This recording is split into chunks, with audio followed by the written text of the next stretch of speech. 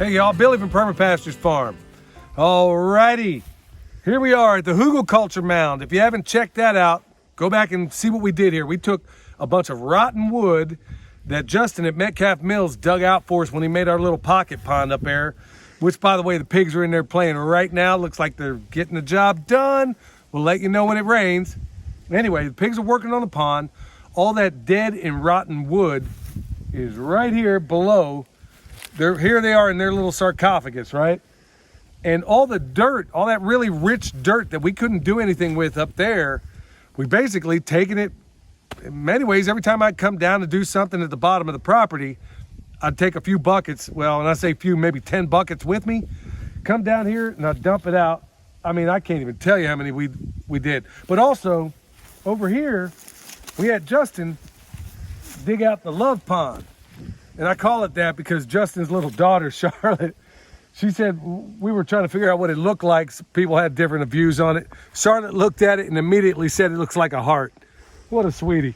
Anyway, the heart, I call it the love pond. That is a work in progress as well.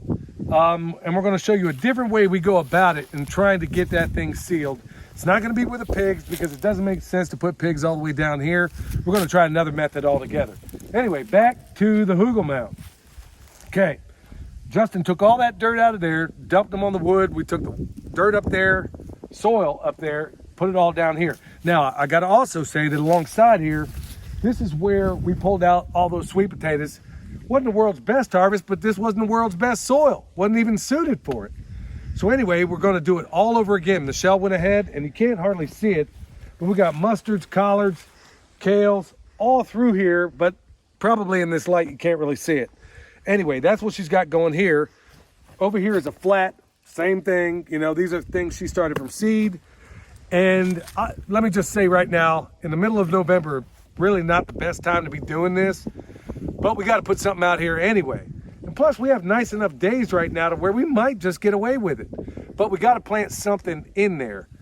I ain't about to stand back and let a bunch of weed regimes take over. So we got some seeds that might do okay, might not, we're going to find out. But we are going to take these plant starts. We're going to take these and we're going to stick them up in here. We got some horseradish that one of our awesome viewers sent me. Wild horseradish. That's going to go in here. Probably going to take some comfrey, even some garlic. We're going to stick all that up in here. I don't even care what grows up in this thing, y'all.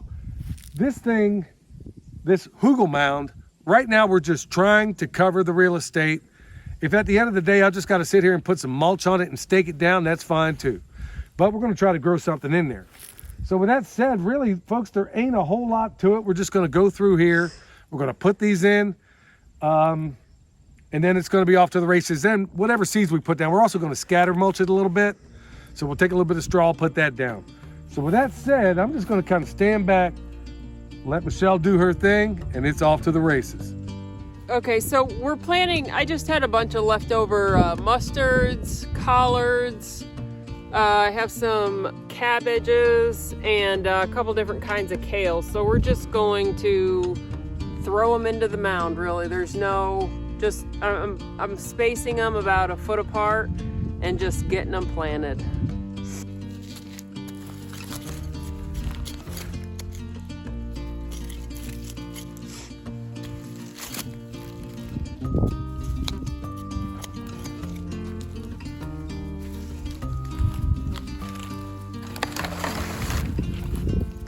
All right, so Michelle is basically going through, putting all her greens at about yay far all the way around. Now we're gonna reserve pretty much the top of this for some seeds we're gonna scatter up there just to see what happens. Now what I got here, y'all, is some garlic, and these are easy. I mean, plus this soil is pretty doggone loose. I'm gonna just put these at the bottom, cover them up. You know, we're throwing everything in the kitchen sink at this thing, and we're not being real, it doesn't have to be real pretty. It doesn't have to. Now, here's the thing I can't wait to put in.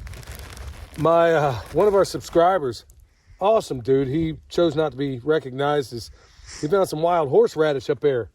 Well, it's going in here too. Can't wait to see what this is going to do. Michelle's particularly excited about it too.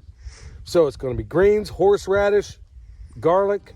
We're throwing everything in the kitchen sink, and then we'll scatter mulch. Mr. Horseradish or Mrs., either one. Bam, there we go. Put you another one down here. We're gonna put them, he gave us 5 of them. So, I know different opinions about horseradish, but Michelle loves horseradish. So that's what we're gonna do.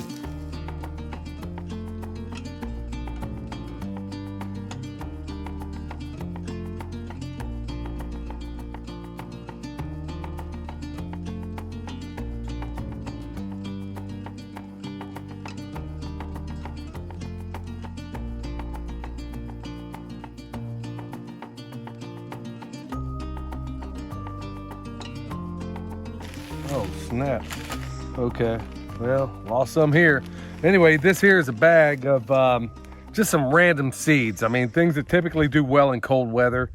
Now, I will say with the stuff we have in here, when we were living in Kansas, we could literally, I mean, all through the dead of one of the worst winters we ever had up there, this stuff was still great. I mean, it still worked. And our weather here is much more mild than it ever was in that part of Kansas and even Nebraska. But anyway, yeah, so we got some seeds here, and it's a random mix of all kinds of stuff. Things that typically do well in the cold, but we don't know if it's going to work. I mean, the chances are it's probably not. But you know what? Why not? I mean, these seeds, some of these are probably getting long in the tooth anyhow.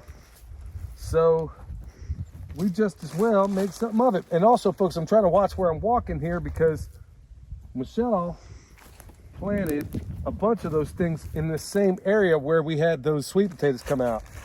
So whether or not it's gonna, you know, I'm trying not to kill things while I'm trying to plant things, you dig? So anyway, we'll put this stuff all the way around. So, you know, honestly, what we have in here is kind of cool. We got all those greens. We even got daffodils. My mother-in-law picked a pretty good amount of them, or pulled up a bunch of them. We got daffodils in here. We got garlic, you know, all these things that we absolutely love. But when you're messing with a pile, when you Hugelkultur pile, there's been reports that on one side, for example, that way is east, on the east side, that apparently they taste totally different than on the west. And even on the north side of this thing, that the same things you plant in the south have totally different flavors, totally different textures. So this will be our chance of giving it a shot and finding out for ourselves. Because frankly, I've never really, I don't recall ever having eaten anything out of any of the mounds. Well, maybe a few things actually, because we used Hugelkultur in beds. Just never had eaten anything in mounds before. So here we go. So the seeds are pretty much squared away. We got those in. I don't even know that we need to scatter mulch, to be honest with you, but we're going to put something up here. So we'll grab some straw, cover this up, cover up that little spot over there, and then it's off to the races, y'all.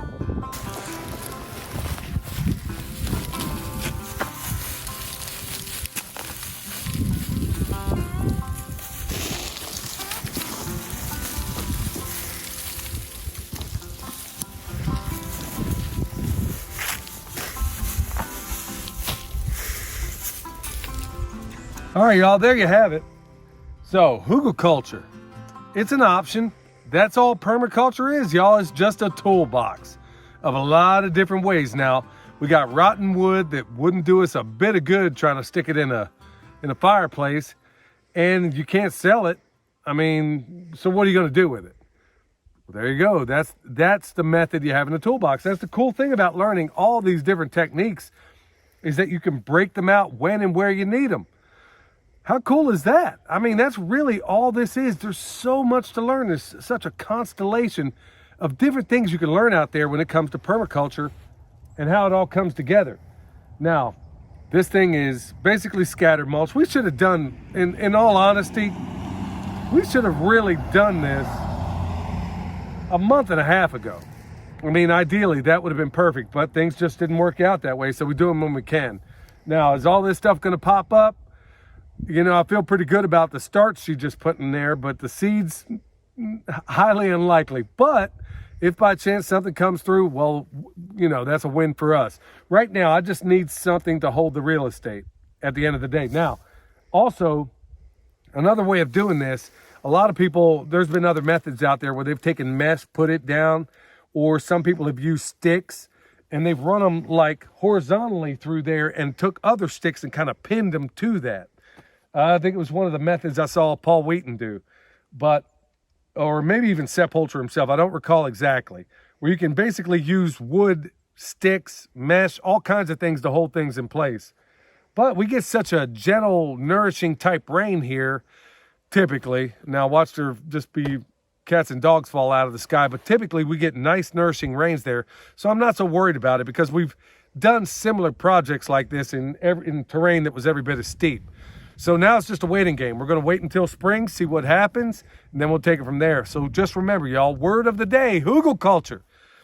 There you go. Give it a shot if it applies to you. Don't try to make it work where it doesn't make sense. And remember, the problem is the solution. So folks, remember, check us out at the website. If you need anything, just reach out to us. If you got any comments, as of late, I've had some really awesome votes of encouragement. Thank you so much for that, y'all. Till next time, this is Billy from Perma Pastures Farm. On behalf of Michelle, we'll see y'all next time.